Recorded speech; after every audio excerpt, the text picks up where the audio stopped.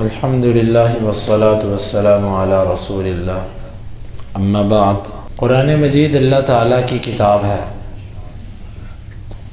اور اس کو ایسی رسی قرار دیا گیا ہے جس کو پکڑ کے آپ اللہ تعالیٰ تک پہنچ سکتے ہیں۔ اس کو پڑھنا، اس کو سمجھنا، اس کی تلاوت کرنا، اس کی تفسیر سیکھنا، اس سے مسائل اور احکامات اخذ کرنا، یہ سب کی سب عبادت ہے۔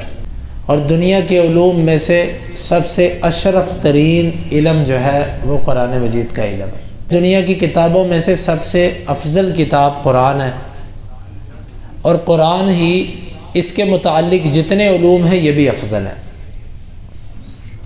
یہ مسلمانوں کا قرآن مجید کے بارے میں عقیدہ ہے۔ صوفیہ قرآن مجید کے بارے میں کیا نظریات رکھتے ہیں؟ سب سے پہلی بات تو یہ ہے کہ قرآن مجید کی تلاوت ان کے ہاں کچھ اہم نہیں ہے، بلکہ یہ یہاں تک کہتے ہیں کہ قرآن مجید کی تلاوت کرنے سے انسان اللہ سے دور ہوتا ہے۔ ان کا معروف صوفی جو شعرانی تھا، اس نے اپنی کتاب الکبریت الاحمر، اس کے اندر کہتا ہے کہ اللہ تعالیٰ نے ہمیں اپنے الہام کے ذریعے کہا ہے کہ یہ جو رات ہے نا، رات یہ قرآن کے لیے نہیں ہے، یہ میرے لیے ہے۔ تم قرآن پہ لگے رہتے ہو، راتوں میں بھی تم قرآن کی تلاوت کرتے ہو، کبھی اس کو سیکھتے ہو، کبھی اس سے مسائل اخذ کرتے ہو۔ راتیں میں نے اس لیے نہیں بنائی کہ تم اس میں قرآن پڑھو، میں نے راتیں اس لیے بنائی ہیں کہ تم میری یاد، میرے پر غور و فکر کرو۔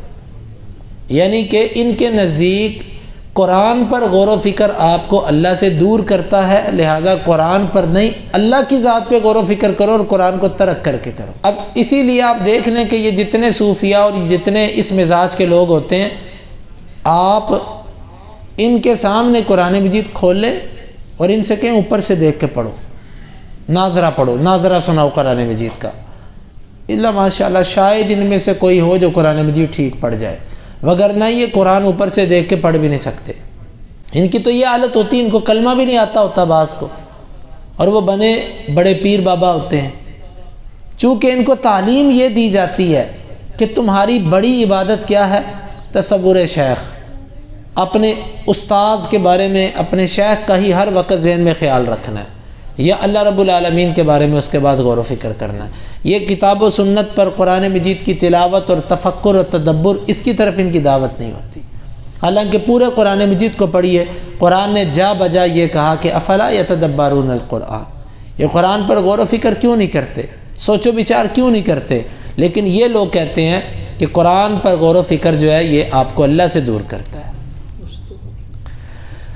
دوسرا نظریہ قرآن مجید کے بارے میں ان کا یہ ہے کہ یہ کہتے ہیں کہ اگر تم نے کوئی ذکر اذکار کرنے ہی ہیں تو وہ اذکار اور وہ دعائیں کہ جو تمہیں تمہارا شیخ بتاتا ہے، جو صوفیاء کی کتابوں میں لکھی ہیں، یہ اذکار دنیا کے تمام اذکار اور کتابوں کو پڑھنے سے بہتر ہے۔ اس کا مطلب کیا نکلا کہ ان کے بتائے ہوئے اذکار نعوذ باللہ قرآن مجید سے بھی بہتر ٹھہرے۔ خود کہتے ہیں نا کہ وہ اذکار کہ جو ہماری وہ عبادات، وہ طریقے جو ہم نے بتائے ہیں، یہ دنیا کی ہر چیز سے بہتر ہے۔ دنیا کی ہر چیز کے اندر قرآن مجید بھی آتا ہے، ہر قسم کی عبادت کے اندر قرآن بھی داخل ہے، لہٰذا ان کے بتائے ہوئے اذکار قرآن سے افضل ہے۔ اسی لیے یہ اپنے اذکار اور عجیب و غریب قسم کی نمازیں اور عجیب و غریب قسم کی تسبیحات ان کے پاس ہوتی ہیں، لیکن قرآن مجید کا کوئی ورد اور کوئی ذکر ان کے ہاں وجود نہیں رکھتا۔ تیسری بات، قرآن مجید کے حوالے سے ان کا نظریہ یہ ہے کہ قرآن جو ہے یہ ظاہری علوم کی طرف اشارہ کرتا ہے، قرآن ظاہری علوم بتاتا ہے، اور ہمارے پاس جو علم ہے نا یہ علم لدنی ہے، یعنی باطنی علوم ہمارے پاس ہیں۔ اور باطنی علوم کس کو کہتے ہیں؟ یہ جو ان کے نفس میں آتا ہے یہ اس کے مطابق قرآن کی تفسیر کرتے ہیں، اور یہ کہتے ہیں کہ یہ باطنی علم ہے، اور یہ قرآن کہتے ہیں قرآن ظاہر پر چلتا ہے۔ یعنی کہ قرآن کی اگر تفسیر بھی لینی ہے تو یہ آپ کو صحابہ کرام، انبیاء اور محدثین، مفسرین کے طریقے پر تفسیر نہیں دیں گے، بلکہ یہ اپنی تفسیر کرتے ہیں۔ میں 2-4 ان کی تفاسیر کے نمونے پیش کرتا ہوں۔ ابن عربی صوفی گزرا ہے، قرآن مجید کی اس نے تفسیر لکھی، جہاں پر وہ پہنچا نا کہ سامری نے بچھڑا بنایا تھا اور موسیٰ علیہ السلام نے اس کو جلا دیا۔ کہتا ہے یہ جو اس نے بچھڑا بنایا تھا اور موسیٰ علیہ السلام نے اس کو جو سزا دی تھی کہ تو زندگی بھر یہ کہتا رہے گا کہ لا مساس، مجھے ہاتھ نہ کوئی لگائے، یہ جو اس کو سزا ملی تھی نا، یہ اس کو اس وجہ سے نہیں تھی ملی کہ اس نے بچھڑے کو معبود بنا دیا تھا، بلکہ یہ سزا اس کو یہ اس لیے ملی تھی کہ وہ کہتا تھا کہ معبود صرف یہ بچھڑا ہے۔ اگر وہ یہ کہتا نا کہ یہ بھی معبود ہے اور باقی بھی معبود ہے، پھر کوئی مسئلہ نہیں تھا۔ اور اسی طرح فرعون کے بارے میں بھی یہ کہتے ہیں، فرعون اس لیے غرق ہوا تھا کہ وہ کہتا تھا کہ رب صرف میں ہوں، اگر وہ یہ کہتا نا کہ میں بھی رب ہوں تو پھر ٹھیک تھا۔ یعنی قرآن مجید کی یہ تفسیر جو میں نے آپ کو بیان کی، آپ اندازہ کریں کہ کس قدر کفر اور الحاد ہے، لیکن وہ اس کو بیان کر رہا ہے۔ اب یہ کہتے ہیں یقین کا معنی موت نہیں ہے۔ کیا معنی ہے اس کا؟ وہ کہتے ہیں یقین کا معنی ہے کہ جب تمہیں یقین ہو جائے نا کہ اللہ ہے، پھر تم عبادت ختم کر دو، کیونکہ اللہ نے کہا عبادت اس وقت تک کرو جب تک تمہارے پاس یقین نہ آ جائے، جب یقین آ جائے پھر عبادت ختم کر دو۔ وہ کہتے ہیں اسی لیے ہمارے ہاں جس چیز کو یقین ہو جاتا ہے اس کو یہ نمازیں، یہ روزے، یہ کوئی چیز نہیں رہتی اس کے لیے، کیونکہ یقین ہو گیا۔ نعوذ باللہ، اللہ کے نبی صلی اللہ علیہ وسلم آخر عمر تک آخری جو آپ نے وصیت کی تھی الصلاۃ، نماز، لیکن ان کو یقین ہو گیا اور انبیاء کو نعوذ باللہ یقین نہیں ہوا۔ یا اسی طرح ان کی تفاسیر کی ایک نمونہ میں یہ پیش کرتا ہوں باطنی تفسیر کا۔ یہ کہتے ہیں کہ اللہ تعالیٰ نے ابلیس سے کہا تھا تکبرتا، کیا تو نے تکبر کیا یا تو اپنے آپ کو بلند سمجھنے والوں میں سے ہو گیا؟ یہ اس کا صحیح معنی ہے۔ یہ کہتے ہیں نہیں، اس کا معنی یہ ہے، اس کی تفسیر یہ ہے کہ اللہ نے کہا تھا استکبرتا، اور تو تکبر کر رہا ہے، ام کنت من العالین، یا تو عالین کے درجے پر پہنچ گیا۔ کہتے ہیں عالین کا درجہ ہمارے صوفیاء کے اندر ایک مقام ہے۔ یہاں پر کیا ہوتا ہے، جب کوئی صوفی عالین کے مقام پر پہنچ جاتا ہے نا تو اس کے اوپر اللہ کو حکم بھی نہیں چلتا۔ اللہ نے کہا تھا او تو تکبر کر رہا ہے یا تو عالین پر پہنچ گیا کہ میں تجھے کہتا ہوں سجدہ کر اور تو مان ہی نہیں رہا میری بات، تو عالین پر تو نہیں پہنچ گیا کہیں؟ نعوذ باللہ من ذالک۔ یا اس طرح کی دیکھیں، یہ اتنی جو انہوں نے تفاسیر لکھی ہیں اس کو یہ تفسیر اشاری کے نام سے، اشاری تفسیر، یا اس کو علم لدنی کے نام سے، یا اس کو علم باطنی کے نام سے، اس طرح کے نام سے یہ تعبیر کرتے ہیں۔ باقاعدہ طور پر اہل علم نے لکھا کہ سب سے پہلے ان کی تفاسیر جو علمی دنیا کے اندر آئی ہے نا وہ تفسیر تستری تھی، سہل بن عبداللہ تستری، یہ صوفی ایک گزرے ہیں۔ دیکھیں صوفیاء کی کچھ باتیں تو ان میں اچھی باتیں تو ہر کوئی کر دیتا، دیکھیں شیطان بھی آیت الکرسی تو بتا گیا تھا ابو ہریرہ کو، اچھی باتیں تو ان کی نکل آتی ہیں۔ بعض لوگ ان کے بعض اقوال کو پکڑ کے کہتے ہیں جی بڑی معرفت والی باتیں ہیں۔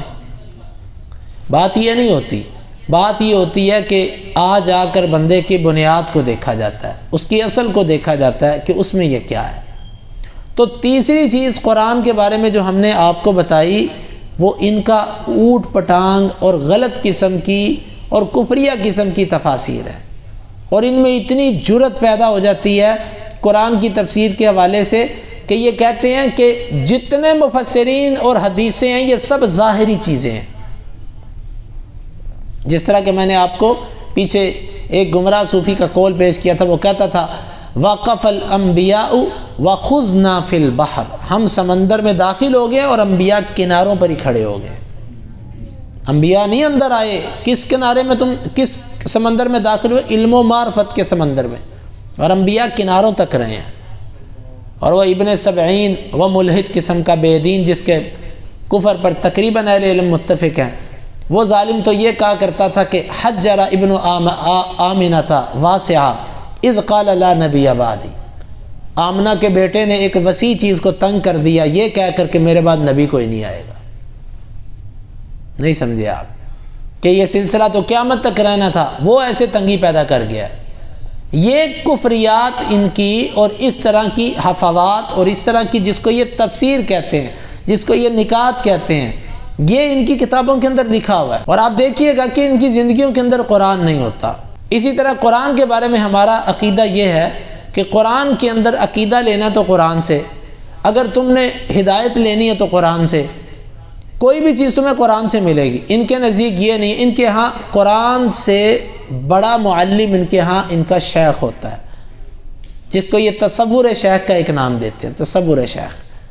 اس میں بس آپ نے ہر وقت اپنے شیخ کو اپنے ذہن میں رکھنا ہے، یہ ہوتا ہے۔ تو میں نے آپ سے پہلے عرض کی ہے کہ میں مختصر سا دیکھتا ہوں اس چیز کو، بہت گہرائی کے ساتھ میں جا کر اس کا مطالعہ نہیں کر پا رہا۔ حق تو اس کا یہ ہے کہ میں اس کا بہت مطالعہ کروں اور آپ کو پھر بتاؤں، لیکن یہ چند مثالیں میں آپ کے سامنے رکھ دیتا ہوں کہ ان کے قرآن کے بارے میں عقائد۔ عام طور پر عام کسی صوفی کو پکڑیں گے نا، کیونکہ میں آپ کے سامنے کوشش کرتا ہوں ان کے مصادر جو عربی کتابیں ہیں وہاں سے کوئی نہ کوئی بات آپ کے سامنے پیش کروں جو ان کے بڑے تھے۔ یہ ادھر کے جو لچے لفنگے ہیں نا، ان کی میں بات نہیں کرتا آپ کے سامنے، میں حوالے ان کے پیش کرتا ہوں اکثر آپ کے سامنے کہ جن کو یہ اپنی سند سمجھتے ہیں، جن کو یہ اپنا ستون اور بنیاد سمجھتے ہیں، ان سے یہ انکار نہیں کر سکتے۔ یہ ان کی کتابوں کے میں حوالے آپ کو پیش کر دیتا ہوں۔ اگر بہت گہرائی میں جا کر دیکھا جائے تو پھر تو یہ لوگ بہت ہی جو ہے نا آگے نکلے میں ہر معاملے کے اندر، گویا کہ ان کے ہاں ایمان کے ارکان ہی جدا ہیں۔ اب آپ دیکھ لیں، ہمارا چوتھے رکن پر گفتگو تھی، پہلے اللہ تعالیٰ، پھر انبیاء، پھر ملائکہ اور پھر آسمانی کتابیں۔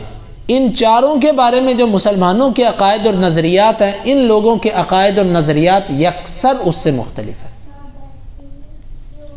اور اب جو دو باقی ہیں اس پر بھی آپ دیکھیے گا۔ اللہ رب العالمین سے دعا ہے کہ اللہ تعالی ہمیں حق کی پیروی کرنے کی توفیق عطا فرمائے، اور اللہ تعالی سنت کے مطابق قرآن سے محبت کرنے کی اور اس کو سمجھنے کی اور پڑھنے کی توفیق عطا فرمائے۔ سبحانک اللہم ربنا و بحمدک، اشہد ان لا الہ الا انت، استغفرک۔